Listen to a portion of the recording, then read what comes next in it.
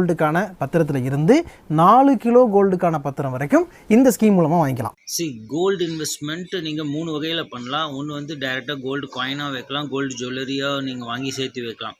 அதில் மிகப்பெரிய லாஸ் என்னென்னா 10 லட்ச ரூபா ஜுவல்ஸ் நீங்கள் மேக் பண்ணணுன்னா கிட்டத்தட்ட 25 to 30% அது மேக்கிங் சார்ஜஸ், ஜிஎஸ்டி இது எல்லாமே வந்துடும். ஸோ அது கொஞ்சம் லாஸ். ஏன்னா ஒரு 10 lakhs ஜுவல்ஸ் உருவாக்குறதுக்கு 30% பே பண்ண வேண்டியதாக இருக்குது.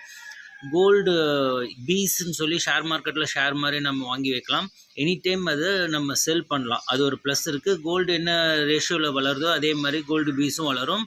லிக்விடிட்டி எனி டைம் நீங்கள் செல் பண்ணிட்டு வெளியே வரலாம். கோல்டு பாண்டு அது கவர்மெண்ட் இஷ்யூ பண்ணக்கூடிய கோல்டு பாண்டில் ப்ளஸ் என்னென்னா 2.5% இன்ட்ரெஸ்ட்டும் தராங்க. அதாவது ஃபிக்ஸட் டெபாசிட்டில் வர இன்ட்ரெஸ்ட்டும் நமக்கு கிடைச்சிரும். 1 லட்ச ரூபாய்க்கு 2.5%. அண்ட் கோல்டு வளர வளர அந்த என்ன க்ரோத்தில் இருக்கோ அந்த க்ரோத்தில் 8 years கழித்து அந்த வேல்யூக்கு நம்மளால்